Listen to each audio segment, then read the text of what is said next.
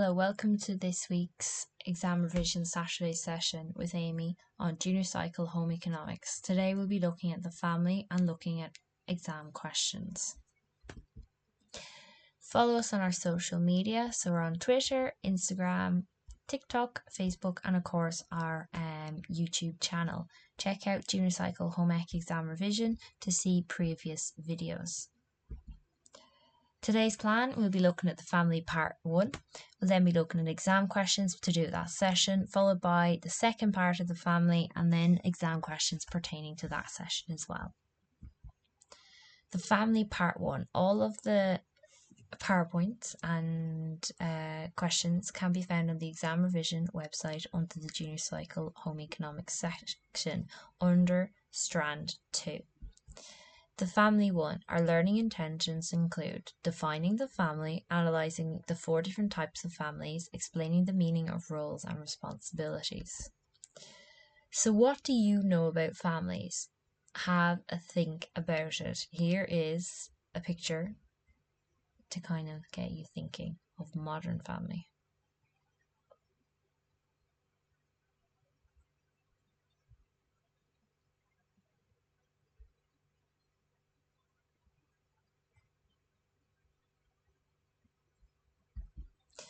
Okay, so the family, you need to be able to define it.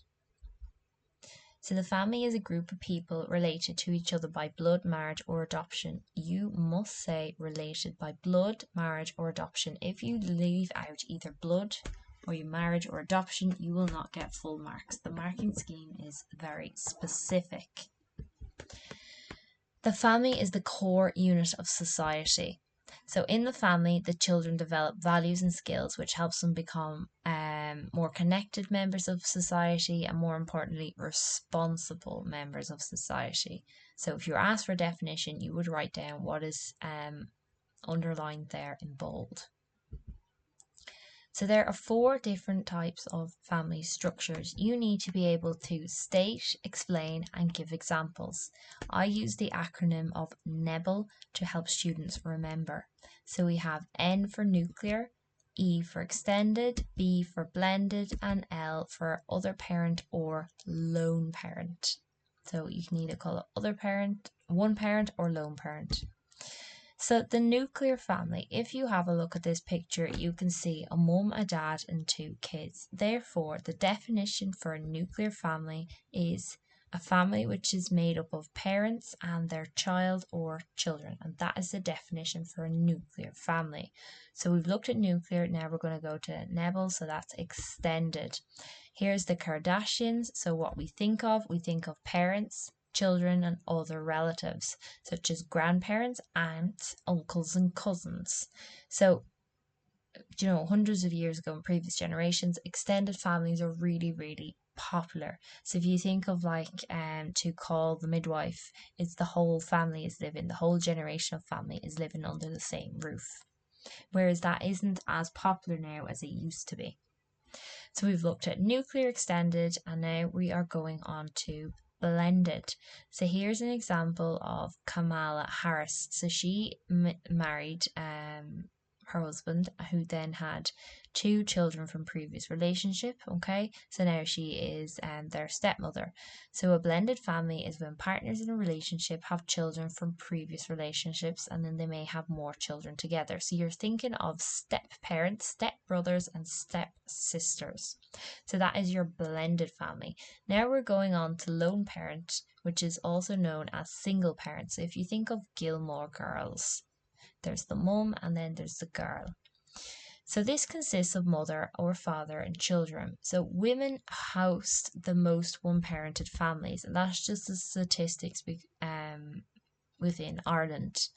Now it is as well throughout the world, but in Ireland it'd be more common to have a mum and a child rather than just a dad and a child. Now that's not to say it doesn't happen. And it is becoming more popular due to divorce and as well in certain cases death as well. So you need to be able to name and explain nuclear, extended, blended and lone parent families. So there are factors or certain considerations which influence our families' lives. So social influences. So if we think of our parents, how involved they are and what their parents have taught them, you're thinking of marriage. So in general, there is it is becoming less common to get married than it would have been hundreds of years ago. People are having kids and then getting married, which would not have been socially acceptable 60 odd years ago. And there is higher increased rates of divorce. There is also less children being born.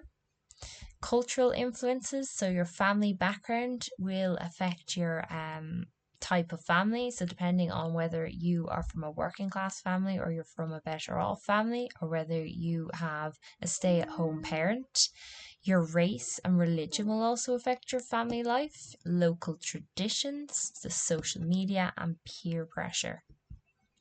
Finally, our third factor is economic influences. Okay, due to the recent inflation, so the increase in the cost of food and energy, it means that people are struggling more than before, and therefore they may not be able to afford to have as many kids. There's also increased unemployment, especially after COVID, and there may be more people on social welfare payments due to the fact that they're unemployed.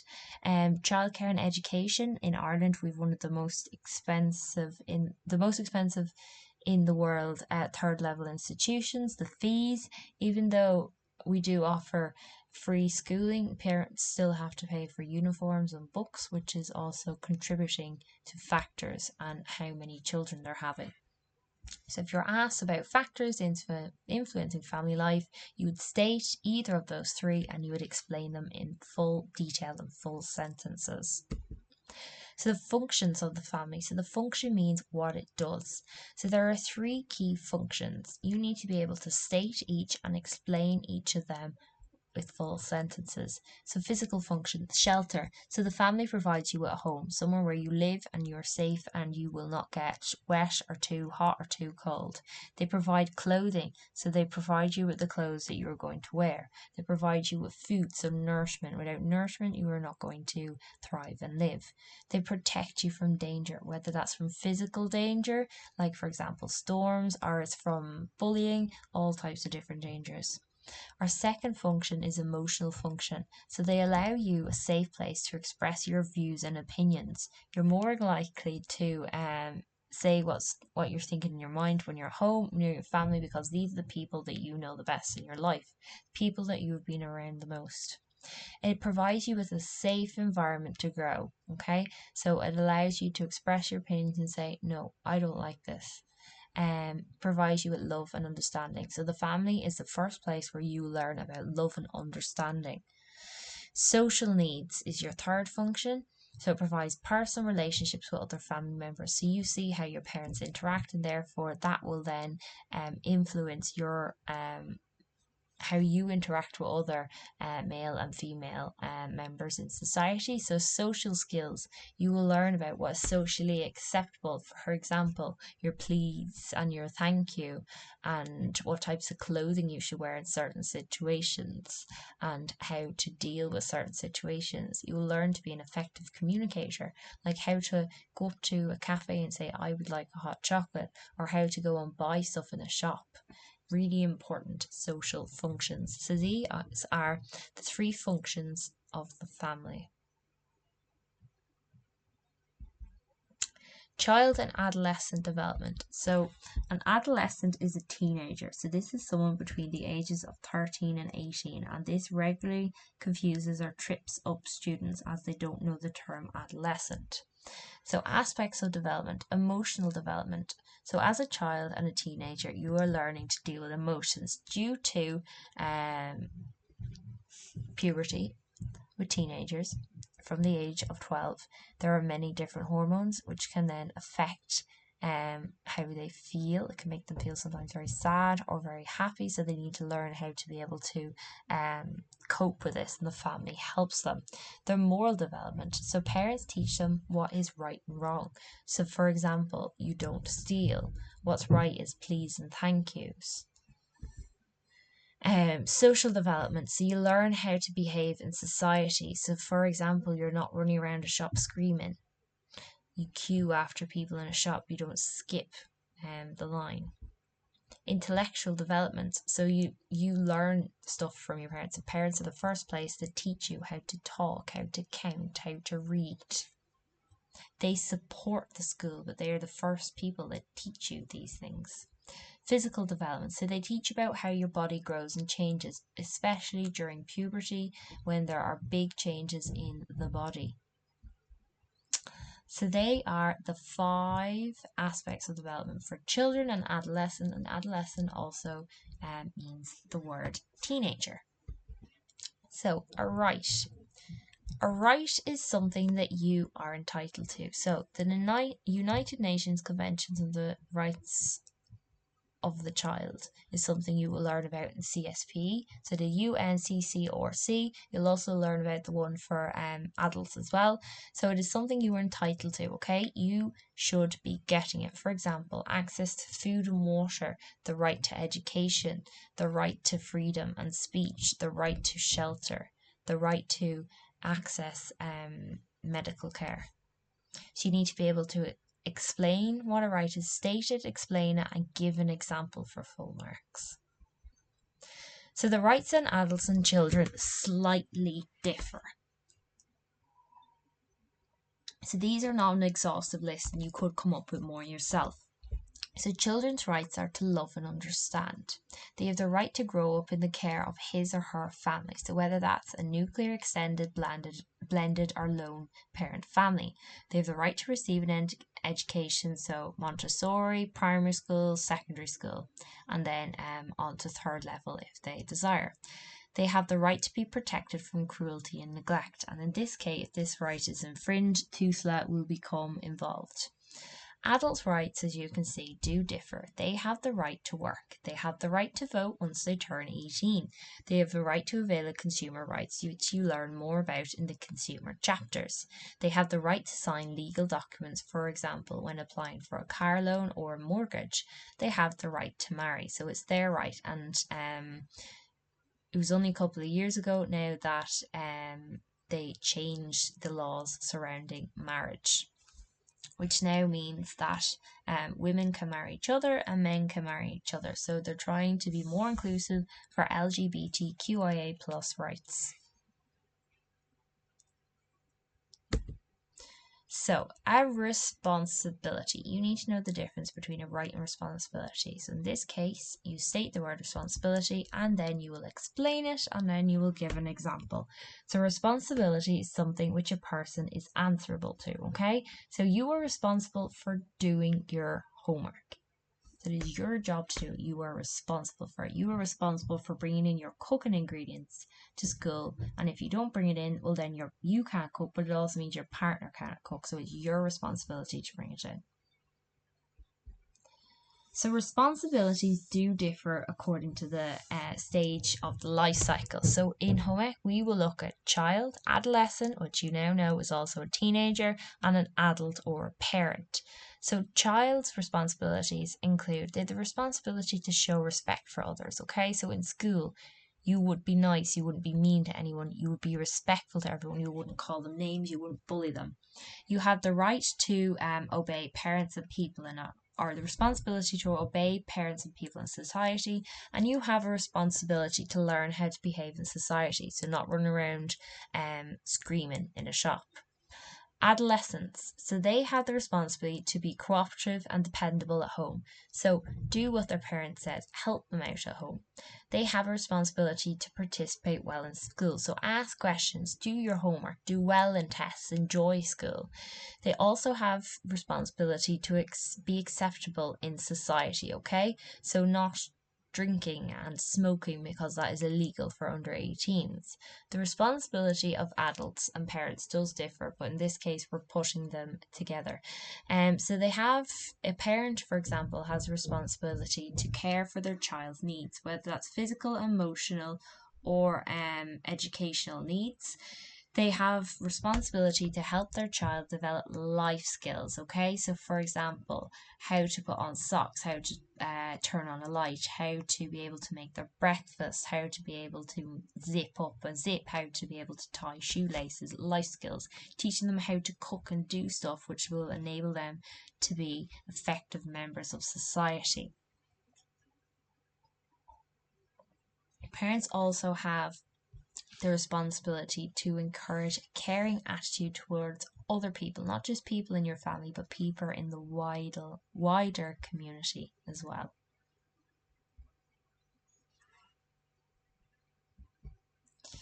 So here is an example of an SEC sample paper. So this will be a short question as it's question 1. So it says here, in the table below, insert the family type with the correct description.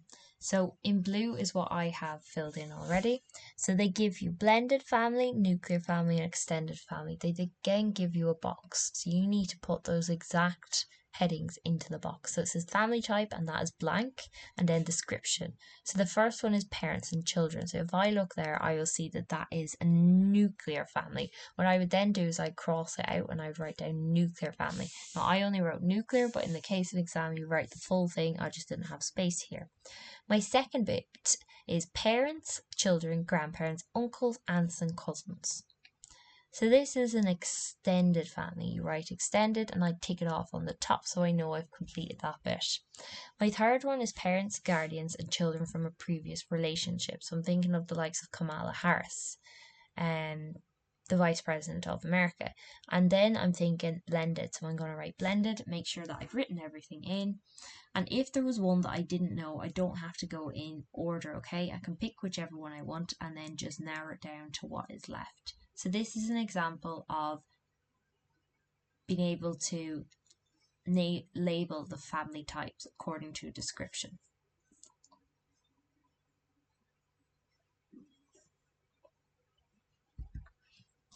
Here is another similar question from a sample paper. It says question 1, so again a short question. Choose the correct word from the list below to complete each of the following sentences. So we have the words blended, extended, and nuclear. So family type description 1 is a family that consists or is made up of 2 parents and children. So I'm thinking back to my Nebel, so nuclear, extended, blended, and lone parent, and I'm thinking that this is nuclear because it only has 2 parents and children. So therefore I will write that down there in white and I will cross out the black nuclear up the top so I know I have it completed. Say if I didn't know what the second one is, I go down to the third one then. So when grandparents, aunt and uncles are also part of the family unit. So I'm thinking again back to my Nebel and I'm thinking this might be extended. So then I write down extended in white and I cross it out. I then go back to a family that has step-parents, step-brothers or step-sisters. Now, say if you didn't know it, you would know that there's only one more left, so it has to be blended, okay? So you're going to write down blended and then you're going to cross it out. So this is what an exam question could look like to do with the types of families.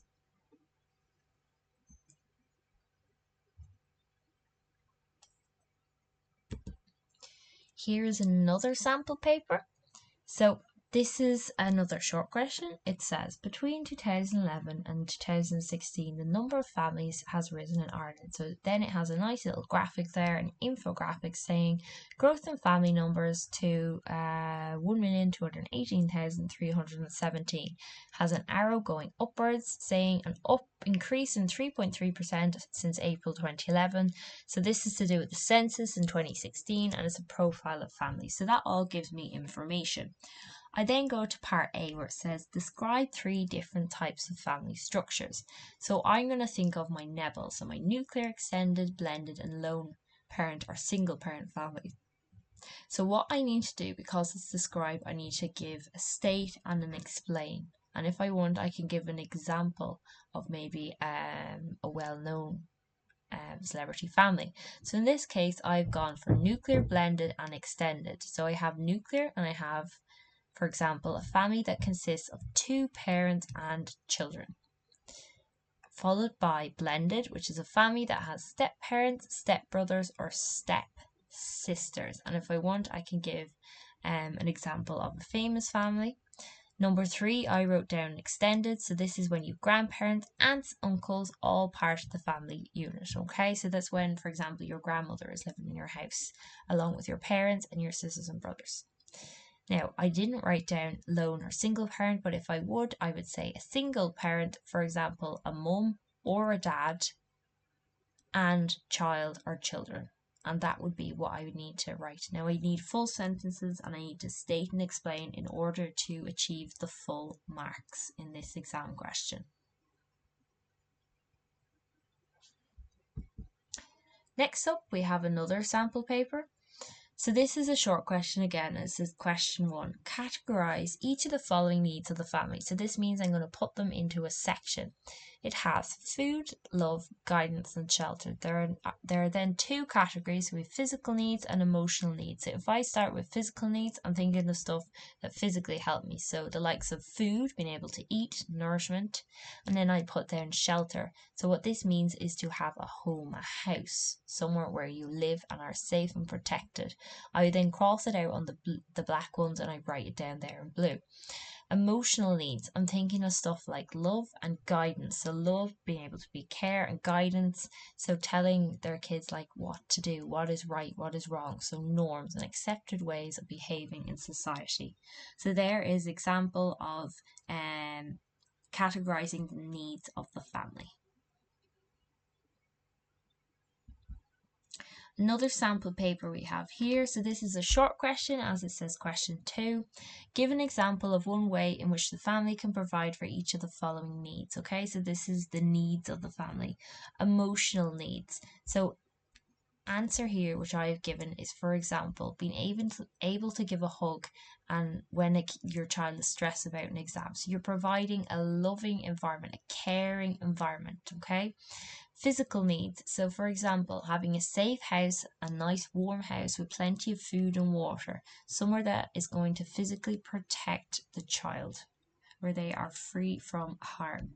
So this is the example of another sample paper, question and answer.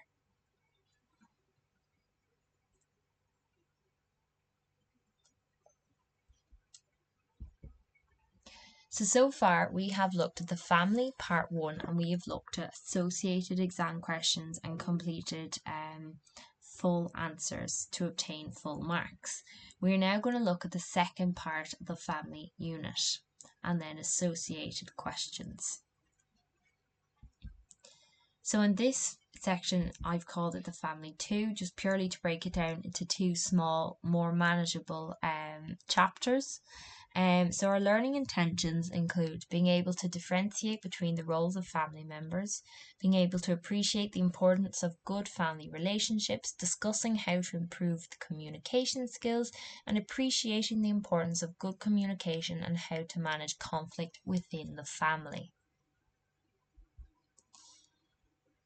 So first of all, you need to be able to define and explain role, and you could give an example. So a role means you're stepping into many different shoes, okay? So a role is how you are expected to behave in life or society. So I would always get students to think about what is your role in the family.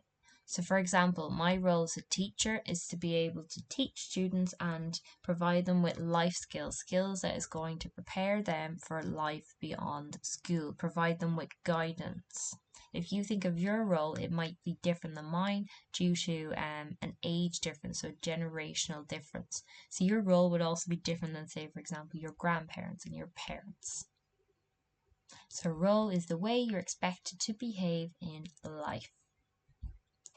So we're going to look at the roles of the child, the teenager or adolescent, and then of the parent. So children behave in a way that is normal for their age group. As they grow into teenagers, their rules will change slightly, okay? So they will be expected to become more responsible and independent. So when you were a child, you maybe did your homework and then you came home and played after school. Whereas now that you're a teenager, you might be expected to do your homework and then you might be expected to maybe mow the lawn or walk the dog or set the table for dinner. So this is a period of change which can cause tension between parent and teenager relationships because there are hormones involved, there are changes, and sometimes the child or teenager just can't help it and they may get overly upset or anxious or angry, which can lead to tension.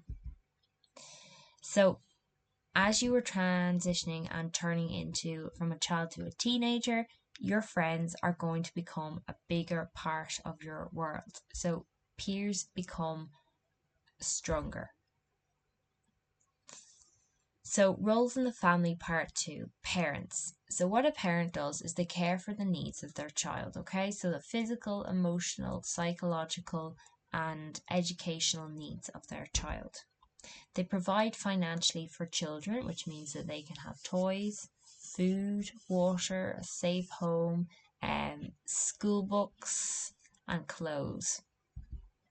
They provide the basic needs in education, as all learning begins at home. So you first learn how to do stuff at home. So you learn how to walk, to crawl, to talk, to laugh, and what to do. It's all from your parents and whoever else is at home, like grandparents, aunts and uncles and siblings. So roles in the family, we also look at gender roles, okay? So gender refers to being male or female. Roles are learned by observing the world around us as we grow up, okay? So do you know the way, say your parents, they would have maybe said back in their time, Barbies are only for girls. So then you'd know, oh, well, I'm only supposed to play with girls' toys. If I'm a girl, so I'll only play with that. And that pink was always associated with girls because it was a more feminine colour. And blue was a more masculine colour, and boys should only play with boys' toys like tractors and diggers. This is what was taught back then. This isn't necessarily the case now. A boy can play with a Barbie and there's no problem at all with that. Likewise, a girl can play with a tractor. A girl can end up being a farmer. There is no problem with that, but you learn all these things from home. So the equal treatment of males and females is called gender equity or equality. So people are also stereotyped according to their genders. For example, all taxi drivers are male, whereas there are actually female taxi drivers. Another stereotype, all home ec teachers are female. Whilst usually that can be the case, that does not mean that there is not male home ec teachers, and there's absolutely no issue with having a male home ec teacher. Like, male home ec teachers are just as good as female home ec teachers. So that's a gender stereotype, because only women can cook and sew. No, men are able to teach those things as well. So you need to be able to state this, discuss it, and give an example. So you'll be looking for proper, good, long, detailed answers here. You need to be able to define and explain what a norm is and give an example. So for example, a norm is an acceptable way of behaving in society. So say if you meet someone new, you will shake their hand, okay? You will say hello. So this is a norm. This is what is expected for you to be doing. We're now going to look at relationships, okay? So this is how people interact. So your first relationships will occur at home. So the first people you will meet will be your parents. And then you will meet maybe siblings, aunts and uncles and their friends and grandparents. And you will, based on their relationships, you will then learn from them. If a family relationship is good, it's usually easier for you to form relationships outside of the family. Now, this isn't set in stone. Within the family, there are different types of relationships. So you could have a mother and father relationship. So this is within your nuclear family. So these relationships are close and loving. We then have parent and child relationships. So these should be affectionate and respectful and truthful. So the parents are responsible for disciplining their child, but there still should be love within the family. Relationships between siblings should be close and caring. So you shouldn't be fighting with your sisters and brothers the whole time. You should be caring for them and look after them, especially when they're sick or if there's something happening at home. So there are 3 different relationships which you will be asked to discuss. communication. So what this means is how we relate to one another, okay? So there are many different forms of communication. There is verbal and non-verbal. So verbal is me talking away now. So it can be me talking, or it can also be written. So verbal communication, surprisingly enough, only makes up of 35% of all types of communication. Most communication is actually non-verbal, okay? So this is about 65% of all communication, and is body language, facial expressions and gestures. So for example, during COVID, when we all had to wear masks, it was very hard to see what people were.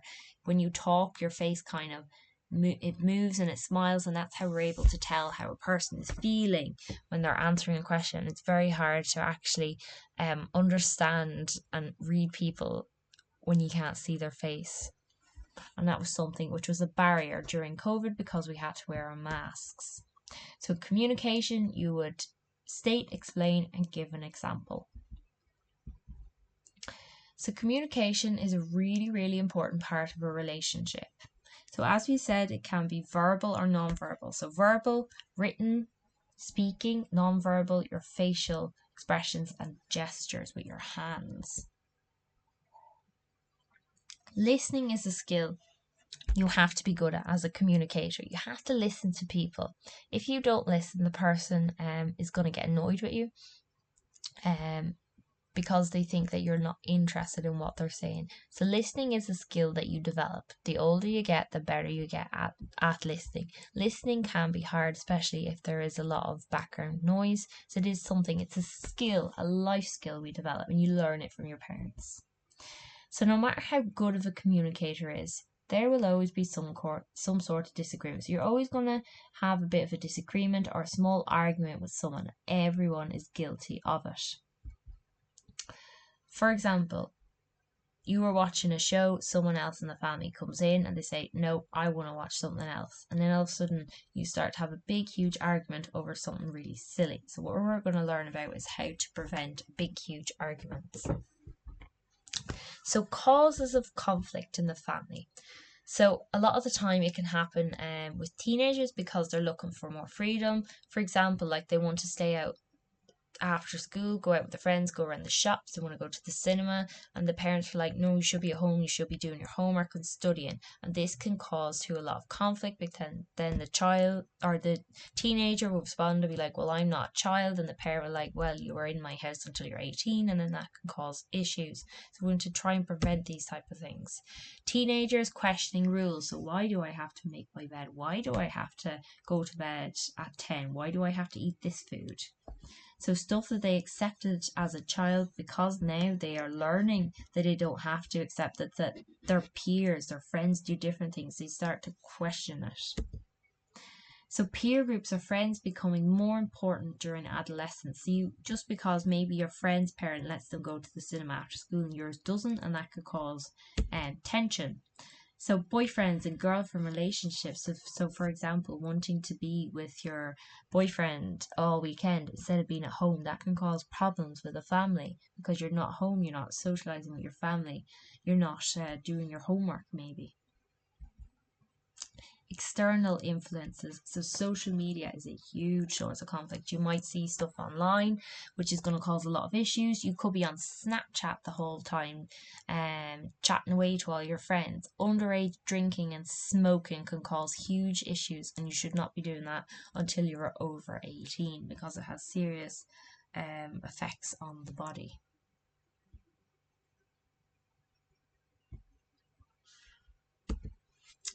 Peer group. So you're thinking of Friends. So think of the TV show Friends, okay? So teenagers become more independent, okay? So once you head into secondary school, you become more independent, okay? You might have to make your own lunch.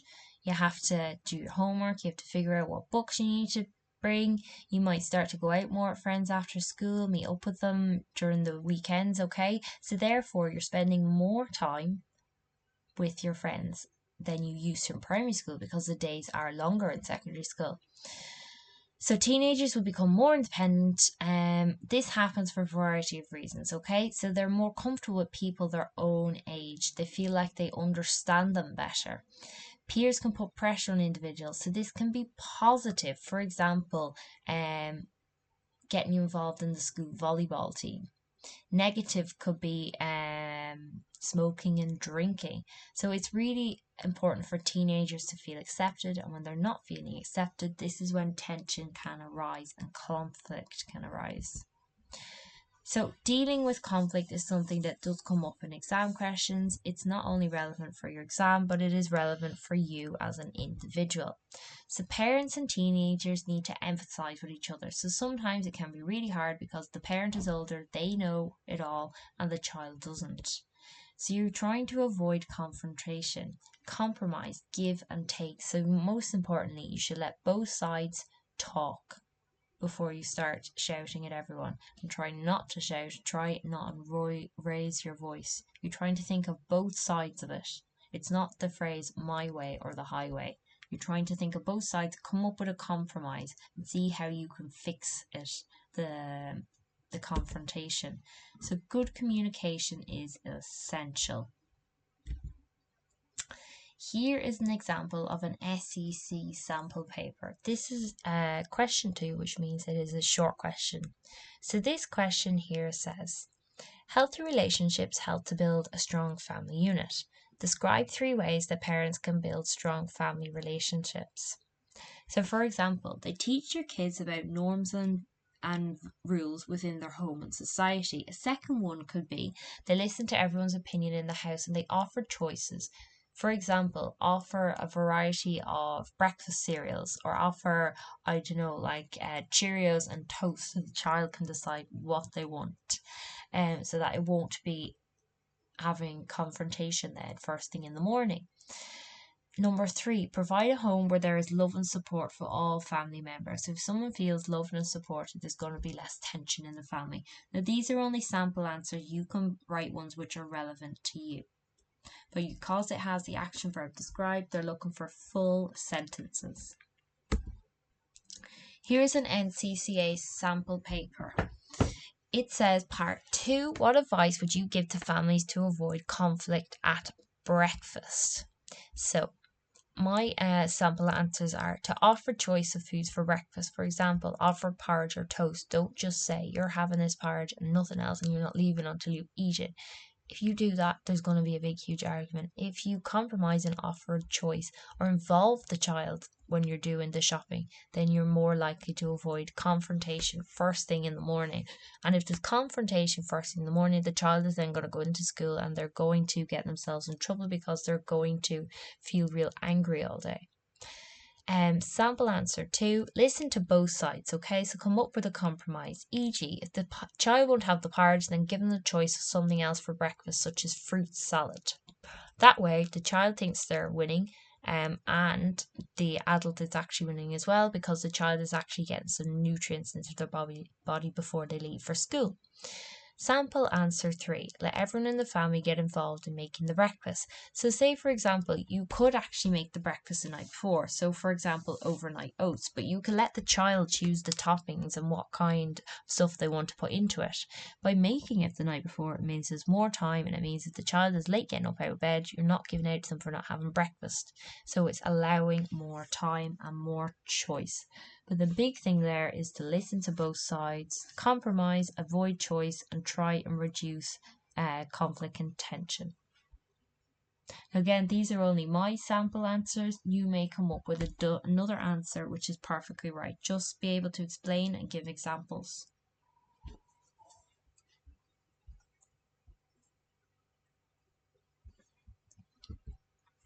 Here is another sample paper.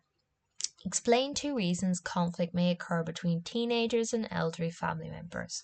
So my first sample answer is elderly family member not allowing teenagers to give their opinion, e.g. my way or the highway. So for example, the grandparent thing is older. They think I know this and we're only doing it this way because this is how I've done it my whole life, and you're not doing it another way. And then this can cause conflict, okay? Another one is understanding or knowledge of different times. So for example, you might have a grandparent who's given out to you, why are you on that phone the whole time? And I know from my experience, I would have to say, someone given out to me, why are you on your phone the whole time? And maybe you aren't actually on social media, but you're using it actually to look up stuff to help you with your homework. But the grandparent automatically thinks phone, oh, they're messing on it, they're doing no good. Where actually phones can actually be really useful. So it's just about, and like a grandparent's not allowing the child, seeing the teenager as a child still, and not giving them the freedom which the parents are. So you're just coming up with examples. Think of your own life, and that'll help you create a better, more rounded example. So these are sample paper examples for preventing conflict between teenagers and elderly family members. Here is another sample paper. So outline one way to prevent conflict occurring with the home. So what I would say is listen to both sides, don't raise your voice, and provide a choice. So compromise.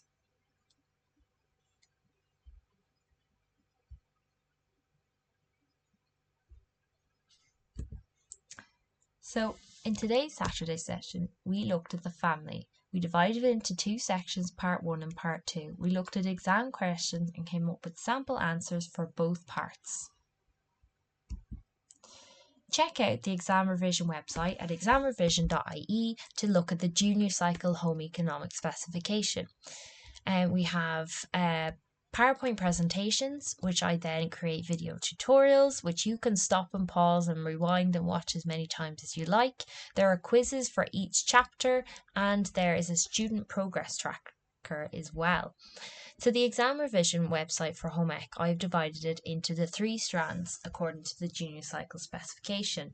So we have strand 1, which comprises of food, health and culinary skills. Strand 2, which is responsible family living, and that is where information pertaining to this chapter, the family, can be found.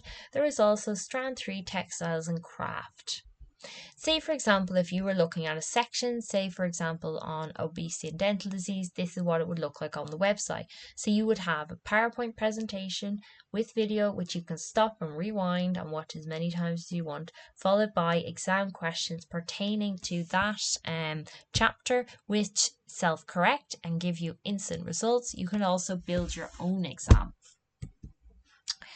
Thank you for watching today. Make sure to follow us on our social media platforms. So we're on Twitter, Instagram, TikTok, Facebook, and of course YouTube. Make sure to check out all the other previous junior cycle home economics content. We've loads of videos on there, which you can rewind and watch as many times as you would like.